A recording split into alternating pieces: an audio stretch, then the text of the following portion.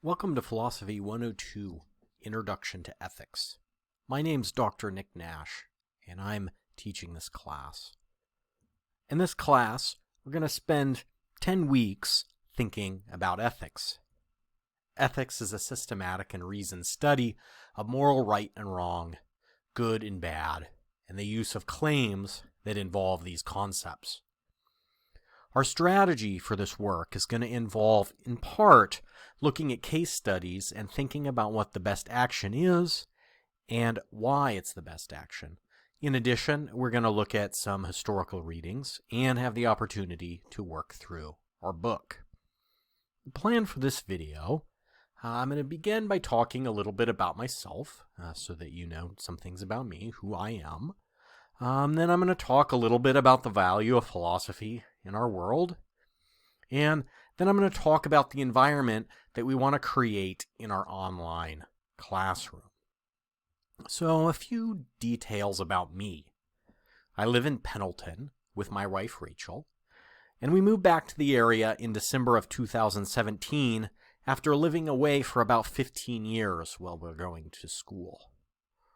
In addition to teaching at BMCC, I work for a company called Eastern Oregon Business Source doing community and workforce development. I'm also on the board of the Umatilla County Special Library District, so I have the opportunity to help support all of the libraries across Umatilla County.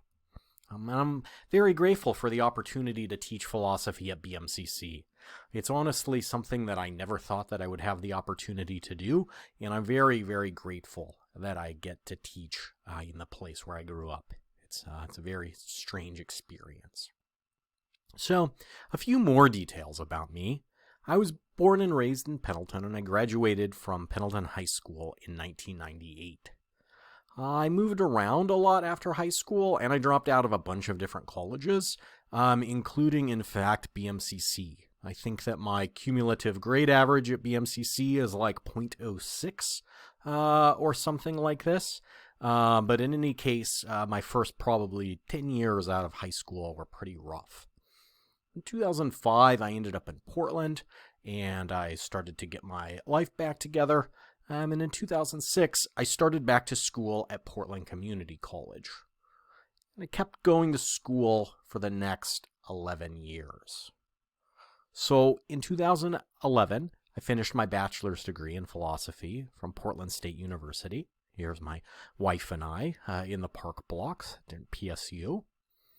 Then in 2013, I finished my master's degree at the University of Wisconsin-Milwaukee, also, of course, in philosophy. Here we are down at a center in downtown Milwaukee.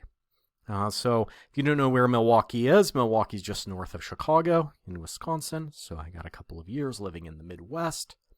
And then in 2017, I finished my PhD at the University of Western Ontario. Now, the University of Western Ontario is in London, Ontario, Canada. There it is, located on that little tongue of Canada that sticks down into the United States. And so my wife and I lived in Canada for about 5 years while I was working on my PhD. She was working on her master's degree.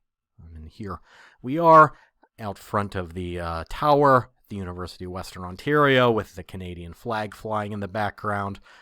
This is the picture that you get if you go to school there and finish your degree. And I wanted to include my wife since she was in all of the other pictures.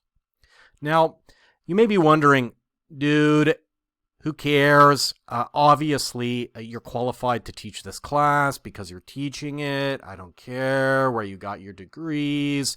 But look, although I am certainly proud of my accomplishments, that is not why I'm telling you this. The reason that I bring this up is because I want to make the point that, look, I'm just a regular guy. You know, I grew up in Pendleton.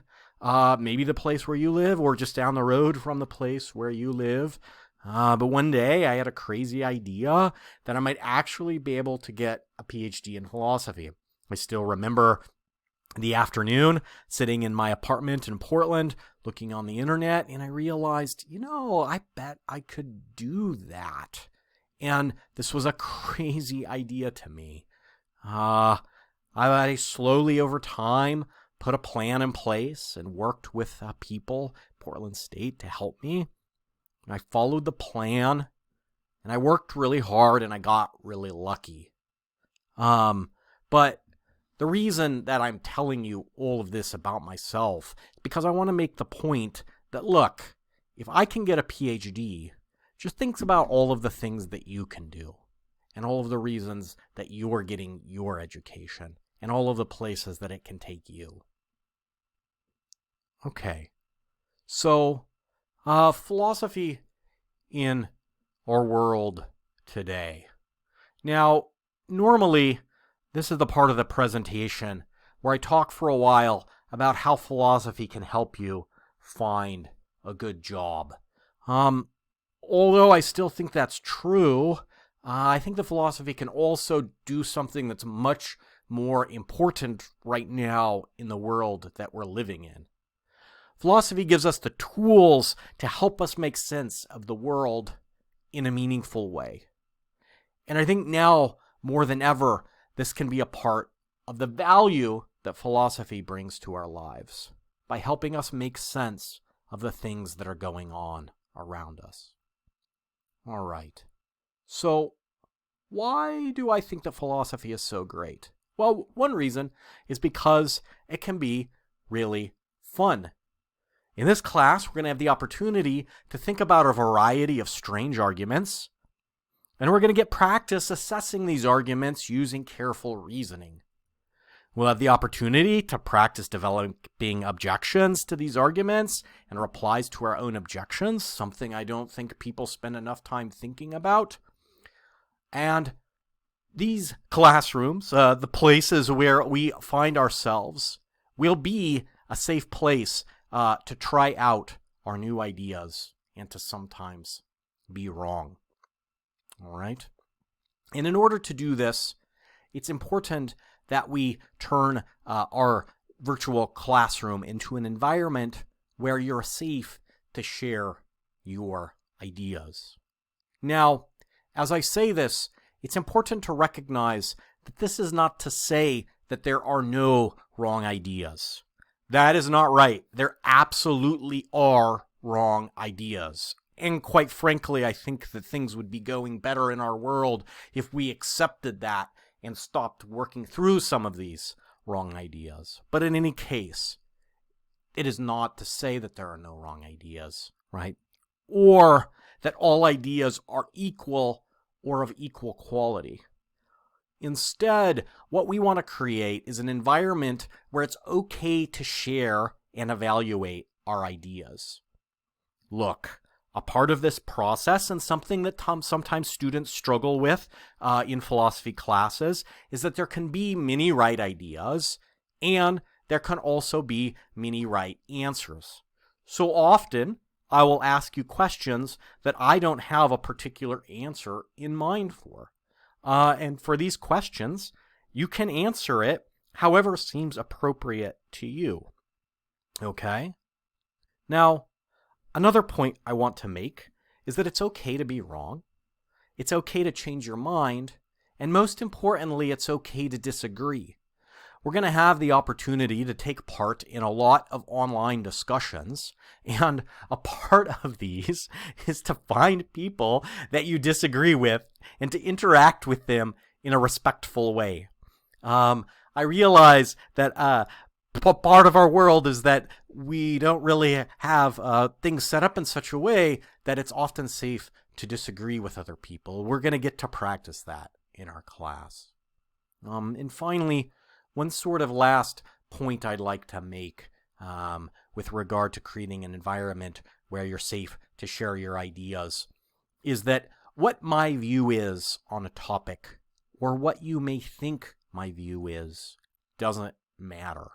So it doesn't matter to me if we disagree, even very, very deeply. My job is not to tell you all what it is that I believe.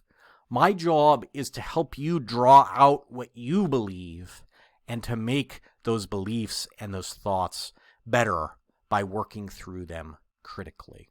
So don't worry about what I think or what I believe. It doesn't matter.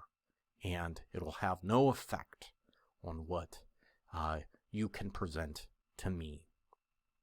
Okay, so at this point in my presentation, I usually ask students to consider possible challenges to their success, both in this course and in school more generally. I then invite students to try to think of a few strategies that might be able to help them work through these challenges, and then have them share these with me anonymously. However, given what's going on in our world with COVID-19, we have no idea what the world's going to look like in a couple of weeks, let alone in the 10 weeks that are going to make up this class. So instead, please follow the link in this assignment to the free suggestion box, and feel free to share with me anything that you would like me to know or that you're worried about with regard to school or this class. So you don't have to do this, but this is an opportunity for you to completely anonymously share concerns that you may have if this is valuable to you. So again, this is completely anonymous, and I won't know who shares what. But it does give me some idea what you are all dealing with and experiencing, and especially as Oregon moves through its various phases of opening, and those conditions can be quite different in different places. And the service area of BMCC stretches across a variety of counties, and we have classmates in a variety of places, in a variety of different situations. So if there's anything that you think it would be helpful for me to know, that you would like to share with me anonymously, please feel free to follow this link and let me know. So in conclusion, thank you for taking my class. I think that we're going to have a great time. I'm really looking forward to it. And if there's ever anything that I can do to help you along the way, please don't hesitate to contact me. My email address is nnash@bluecc.edu. Or you can contact me through Canvas. And if you ever want to meet face-to-face, as it were, through Zoom, my schedule is very flexible, so just please let me know, and we can set something up. So I hope that you all have a great class, and I'm looking forward to working with you all very much.